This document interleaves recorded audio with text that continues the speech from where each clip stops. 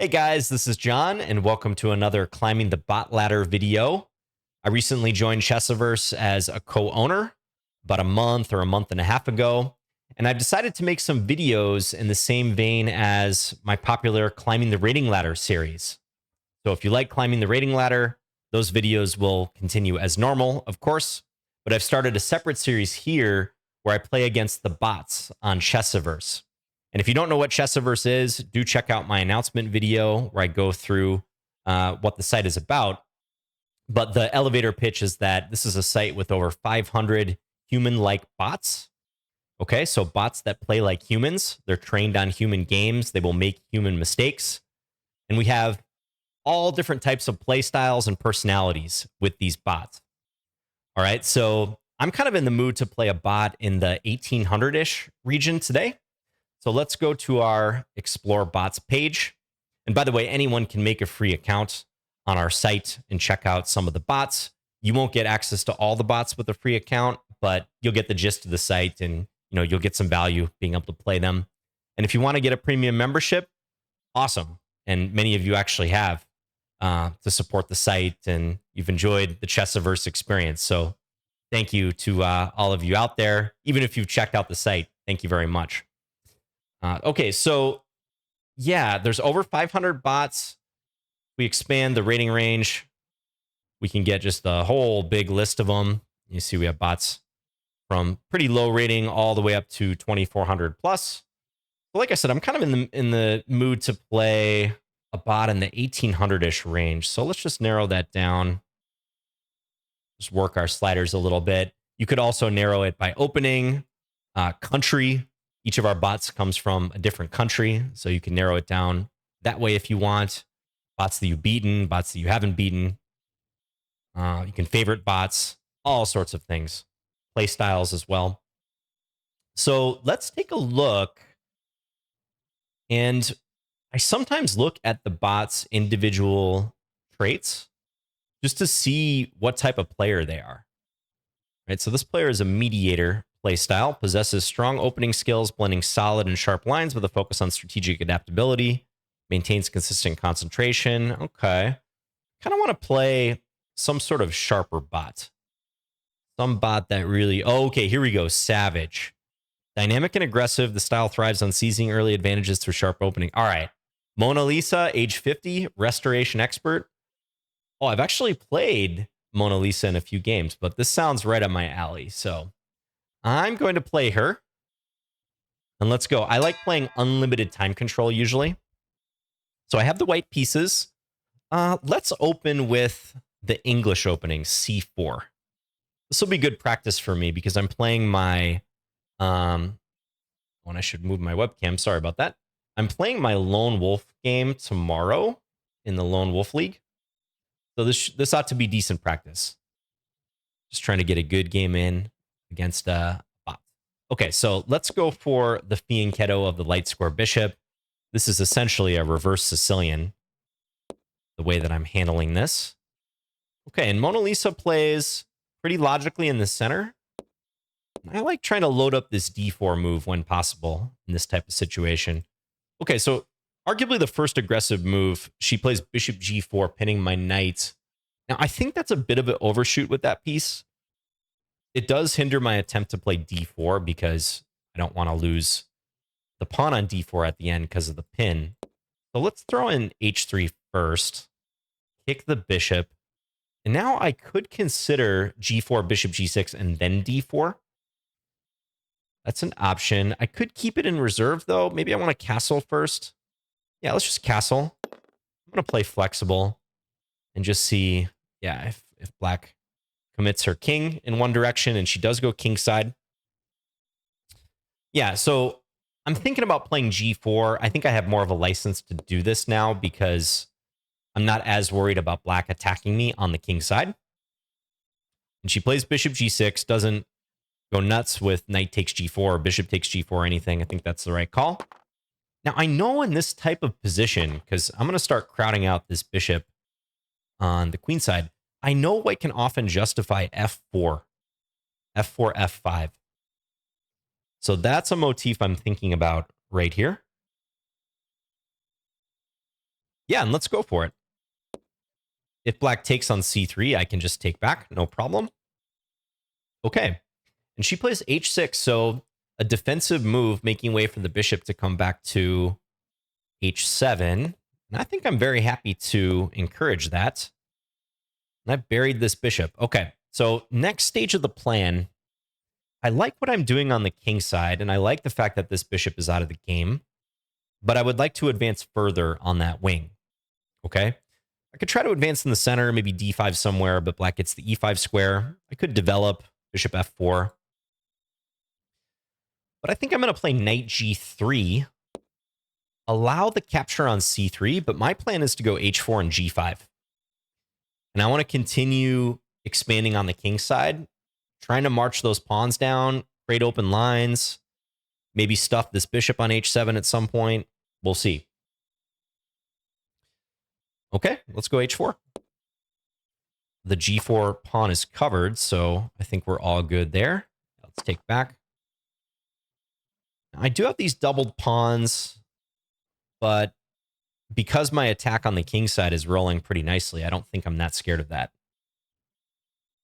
All right, so Mona Lisa backs up, or Mona Lisa, I should say, not Mona Lisa, backs up and attacks the pawn on h4. I think I can just keep pushing here, g5. And now, because we're playing an unlimited time control, the bots don't really pause to think as much.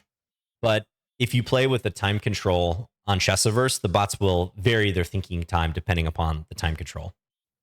And we're trying to improve that all the time, by the way. So in case you're curious. All right, so h takes g5. I think I'm going to take with the pawn. I don't see a real compelling reason to take with the bishop. Yeah, pawn takes, keep that flexibility. And is g6 a threat yet? Probably not, especially now that black is covering the d5 square, because maybe without the knight covering d5, maybe I was looking at something like g6, take, bishop takes, bishop d5 check. All right, but now black's hitting the c4 pawn, but I'm so enamored with my kingside play. Queen g4, trying to go g6, or queen h5 for that matter. Queen h5, maybe black can play g6. That still looks pretty good for me. So yeah, I'm trying to find some way to support the g6 advance without really stressing about the c4 pawn. I'm very happy to allow black to take that. So queen g4, queen h5 are my prime candidate moves here. Leaning towards queen g4. That was my first instinct. I could also maybe try to double on the h-file somehow. Even something like king f2, rook h1, and then queen h5. Takes several moves to prepare, but I think I have quite a bit of latitude in this position. So the only thing is on queen g4. What if black plays queen d7, trying to pin me? So on g6, black could take, and I can't take back because I lose my queen. Could there be something like queen g4, queen d7, knight f6? Maybe land the knight on f6? Guess even after a trade, there could be bishop g6. So maybe there's queen d7. I don't know if it's a massive hindrance. I could play bishop h3 even. Looks pretty good. Yeah, let's go queen g4. I have a good feeling about this move. I'm also curious how black's going to defend. Okay, and black plays queen d7. You know, I'm constantly monitoring how these bots perform because a major goal of our site, as I've stated, is trying to create as human-like bots as possible. And this requires constant tweaking and observation of how they're playing, making sure that they do play like humans at the end of the day. So I like to see that black played queen d7 here. Doesn't just allow g6. It's definitely a move a player in this rating range would find. So yeah, I was thinking about bishop h3. That renews the threat of g6 because at the end of this sequence, I could take the bishop without having to worry about losing my queen. I think knight f6 is also, or knight h5 rather, trying to come to f6 is also pretty good. There's even some bonus knight takes g7 ideas in the mix there. I guess knight h5 might have the benefit that If g6, I get the royal fork, knight f6 check. So I do like the look of knight f6 a lot. And I could calculate knight takes c4, but I think at minimum I can play knight takes g7 there, because if black takes back, f6 is a killer. So maybe knight f6, could black play bishop g6? That's a creative move. That's another way to try to use the pin. Then I could cash in knight f6 check, pawn takes, pawn takes. That bishop's probably going to be lost. Black's probably at my mercy there on the king side, although it's not a slam dunk yet. King h8. So this is often what I do when I play these unlimited time controls against the bots. I might play the opening kind of fast, especially if I'm doing something throughout the day, but then I might pause and just think a little more in a critical position. And it's actually quite nice to just dive into a position and not have to worry about the clock or holding up a human opponent. It's just a nice change of pace. So knight h5, bishop h6. It's hard to believe, or bishop g6 rather. It's hard to believe that that would be good for black, but I'm not in fact seeing a knockout at that point.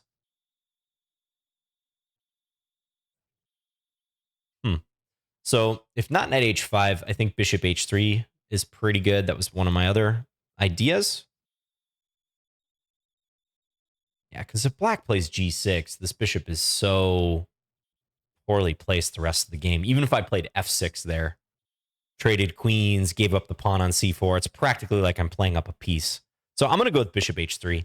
I feel like I could try to make knight h5 work, but I think this move is plenty good as well.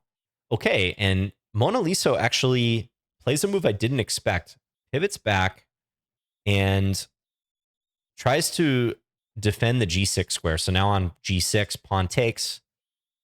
Yeah, black could take with the bishop. Although, wait a second, does black lose a piece there? At first, I sort of believed the bot that knight e7 was holding up g6, but does it actually? g6, pawn takes g6, pawn takes g6, threatening to take on h7. So if black takes my queen, I take on h7 with check. So either way, at that point, after the initial trade on g6, if black takes with the knight or the bishop, I can take on d7 and cash in. I think I'm going to go for that. Yeah, because alternatively, I could consider this knight h5 move, but I do see ways black can try to bail out now. So, yeah, g6 looks good. Let's do it. Take.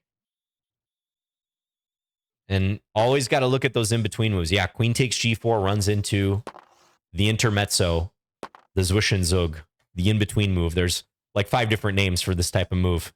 The move you play that disrupts an otherwise natural-looking sequence. Okay, so the game's not over. I want a piece for 2 pawns, but we still have a task to do here. Knight takes c4. Yeah, black's a little bit loose in this position. I'm thinking about just trying to complete development. Bishop g5 looks pretty good. I could go rook f7 maybe, but I just want to get my pieces further into the game. Unlock the other rook. Press up against this knight. Okay, knight d5. Yeah, black's got some good squares to work with. Rook f7 still might run into king g6. Bishop f5 makes some sense. Maybe bishop f5, induce g6, and then play bishop d3. I think I like that because it hits the knight, also makes way for rook f7. Yeah, let's start with check. Black does play g6, and now I'll play my intended bishop move. Hit the knight, and I'm looking forward to this rook f7 move. Black plays knight e3. So do I take the knight? If I take the knight, rook takes, forks these 2 pieces. So I think I'm going to go rook f7 check. And I thought I could take on g6 here, although is there rook e6 to complicate things a bit? Rook e6. I don't have to take on g6. I could drop the rook back or maybe play rook d7. Probably rook f3 would be the safest move if I don't want to take. Yeah, bishop takes g6, rook e6. It's a little awkward. Bishop h5. Surely winning, but somehow looks slightly shaky, huh? But then again, how does black really get at my pieces there? Everything's held. Yeah, black can't really get at the light square bishop, can they? So maybe I'm coming around to bishop takes g6. Certainly one of the most direct moves towards black's king. Yeah, let's go for it. It's the principled move. Once again, putting all my minor pieces on the G file. Yeah, rook e6 played. Let's back the bishop up. Okay, and now black's looking to, I guess, get that one last piece in the game. I'm probably good with trading here. Trading and then rook e1. Yeah, let's do that. Bring my last piece into the game, and thereby prevent black from playing knight takes c3, because they're going to lose the knight. Okay, now my tactical senses are pinging here once again. Knight f5, bishop to f3 maybe, although then there's rook g6. I think knight f5 is what I'm liking here. Hit this knight on e3, which is pinned to the rook. And I presume b5 was played to discourage c4, which would have also knocked black off balance.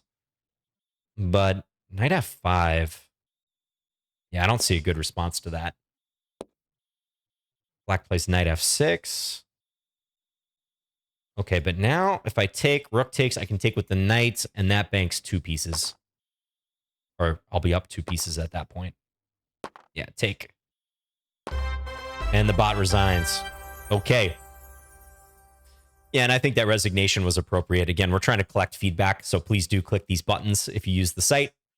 So I think that was an appropriate resignation, being down 2 pieces at that point. Okay. Yeah, so thank you to Mona Lisa for the game. Let's take a brief look at that on Lichess before we wrap up. So I just uploaded the game on Lichess. Before we look at what the engine has to say and what the automated analysis is going to indicate, my feeling in the game was that bishop g4 is a little over aggressive. So maybe per Mona Lisa's style, she likes to play these aggressive dynamic positions.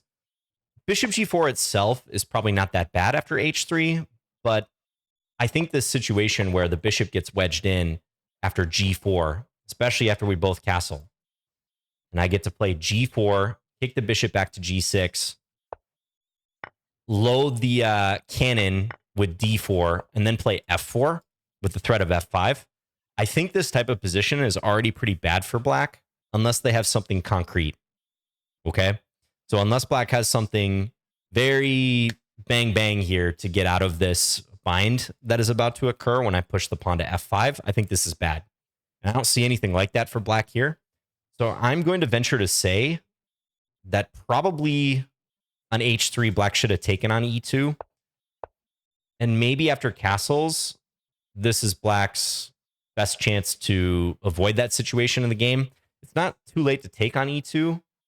Maybe black could even keep open the option of castling queenside, something like queen d7, just to make me think twice about g4. But honestly, I don't really like this position for black. I think this whole strategy, bishop g4, bishop h5, is playing with fire. Because when white gets going with these pawns, they have a serious cramping effect. And I think for all intents and purposes, once I get f5 in, this position is busted for black. And I've had a lot of positions like this before over the years from the white side. So I wouldn't be surprised if this was, plus 1.5, maybe plus 2 for white once we get here. So let's take a look. Let's see. First of all, the auto analysis. Yeah, I got a 95% versus Mona Lisa's 88%. Okay. Yeah, I like to see that. Again, a bot in the higher 1800s rating range. So, yeah, bishop g4 is an inaccuracy. That is A loose move, I would say. And I think we're still in pretty heavy theoretical territory here. Yeah, a lot of times black plays a6. A lot of times they castle. Bishop g4 has been played 13 times at master level. I bet it's even greater at... Ooh, look at that. Yeah, so again, because we're training our bots on human games, we love to see this, that they have human-like tendencies. So the bot actually played the most popular move in the Lichess database here, which is bishop g4, because it is natural going for that pin, but you lose a lot of time when those pawns attack that bishop. So that's interesting. So the masters prefer to keep this bishop back, play a6, which gives the dark square bishop an out whenever white plays d4. You can trade, retreat the bishop to safety, or castle. They like to stay flexible. But the humans, they like to go bishop g4 more often. Yeah, and we see some games even at master level where black did this. Plays bishop h5. And it looks like in this position, at least at master level, white plays in a bunch of different ways. g4 right away, castles like I played, a3, d4 even. I thought d4 was bad because... is there g4 at this point? Apparently this was played in one game. Yeah, the idea here is if the bishop retreats, white can play knight takes d4, and also if knight takes e2, there's queen takes e2 check. But apparently black played knight takes g4 and managed to draw, although I would bet white's better here. Yeah, white is a lot better. So interesting. So maybe d4 was playable straight away. Just throwing the engine on. Yeah, g4, d4, castles, all these moves are good. They're all within a tenth of a pawn or two. But castles felt flexible to me. It does give black a chance to arguably correct their mistake and get rid of their bishop. That might be the better option than having that bishop crushed in by pawns. So, I'll have to keep that in mind, though, that not only is g4 playable, but also d4 is playable. Yeah, a couple games have gone like this, g4, d4. Let's just say black takes. Bishop b6. Okay, yeah, you can do this even without castling. That's interesting. So this game, Alexander Mista versus Jan Michalkiewicz from 2013. White actually just went for this straight away. Didn't even castle first. And it looks audacious to push all these pawns, but black has very little pawn play themselves. Their minor pieces are actually getting somewhat run over by the white pawns. And the white king is very safe. White has a huge amount of space. Dream scenario for white. Nearly winning. Okay, so I picked up a couple things from this, that bishop g4 is probably even a lot worse than it looks. And yeah, I mean, it's bad when bishop c8 is the second best move in this position. It really suggests pulling the bishop back. I mean, I think bishop takes e2 is the most human thing to do. Just agree to give up the bishop pair. But not the best way to play for black. Yeah, castles or a6, those look like more flexible moves. So, yeah, after bishop h5, castles, and I get this g4 move in, arguably Mona Lisa's best chance would have been to sack the piece here. I know the difference in the eval is not much, if any, but given how the game went and just how miserable black's position is after this sequence, I think if I were playing black and I saw that unfolding, I'd roll the dice. I'd sack the piece. Might as well go down swinging, expose white's king. There's still a long fight ahead here. I probably have to play some defensive moves before I break out, but always white's king is going to be somewhat weak in a scenario like this. So that was probably the more practical thing to do.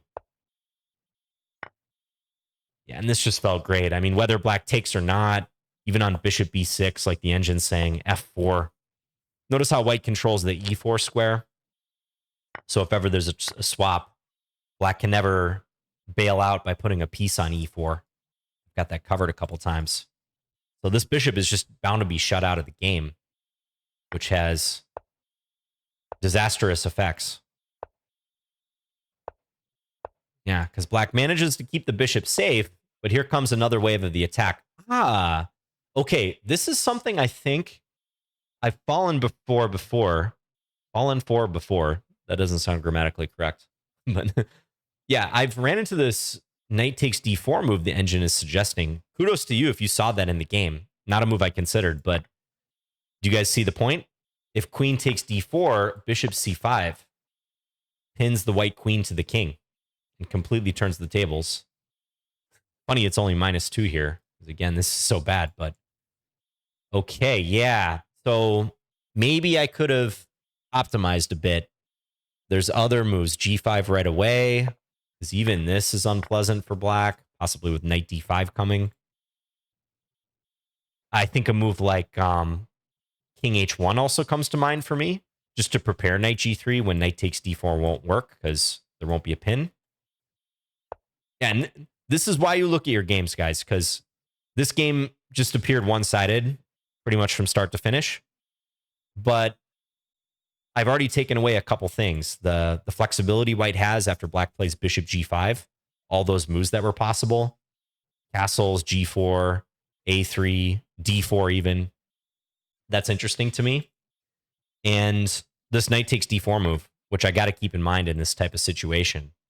Because it looks like white's pawns are unassailable. It looks like black shouldn't be able to bother these pawns. But in fact, this is a pretty good try.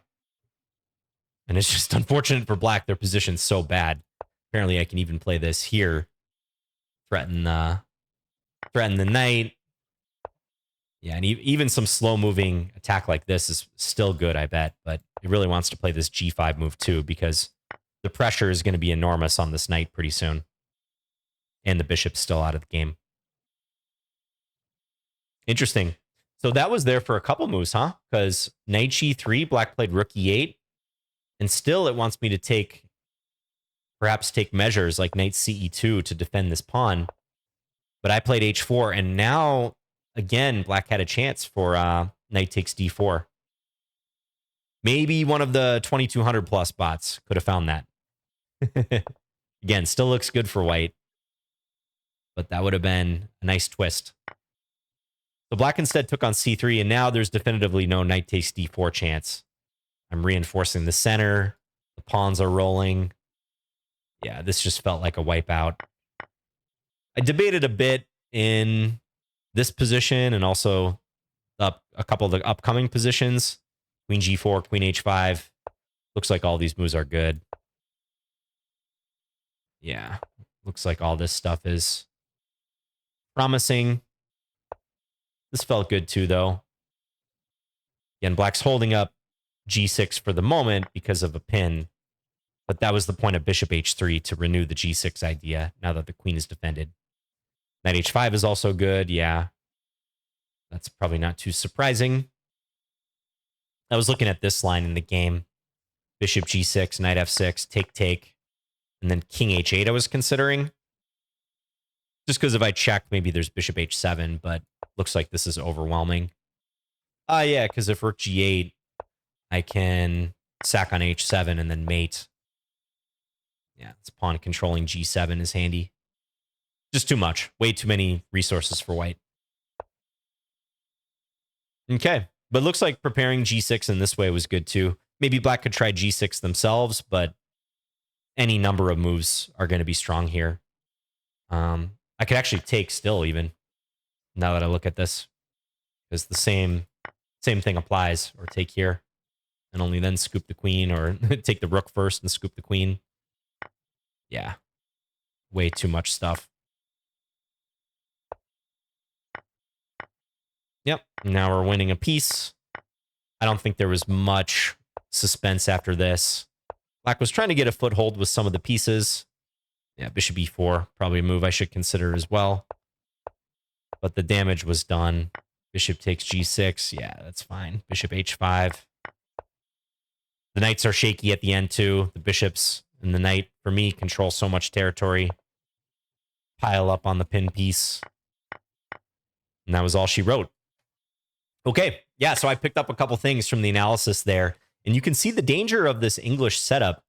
Sometimes these slow-moving positions out of the English, where the pawn tidal wave slowly encroaches on the black position, can yield an enormous advantage for white, seemingly out of the blue.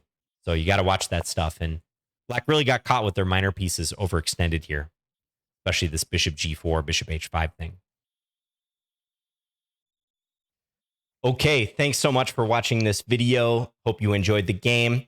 And do take a look at Chessiverse and make a free account if you haven't already. We'd love the feedback. I'm very happy to answer questions.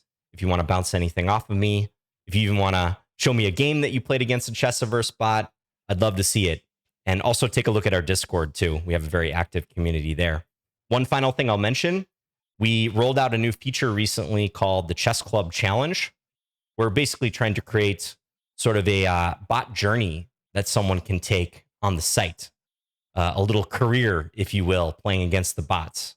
And there's many directions we can go with this, but we created a little chess club challenge where you can play in essentially a simulated chess club where you're playing different players and trying to rise up the ranks through the chess club. So there are 4 different opponents that you can play against. And the last opponent, this player, Gramps Pushwick, that's like the final boss of the chess club. He has an interesting style. It's a bit of a mystery style. So if you get to him, you'll kind of see what I mean. And it's kind of fun to see how you can progress up the ranks in this Chessiverse club. Okay, thanks again for watching, guys. And I'll see you in the next Climbing the Bot Ladder video.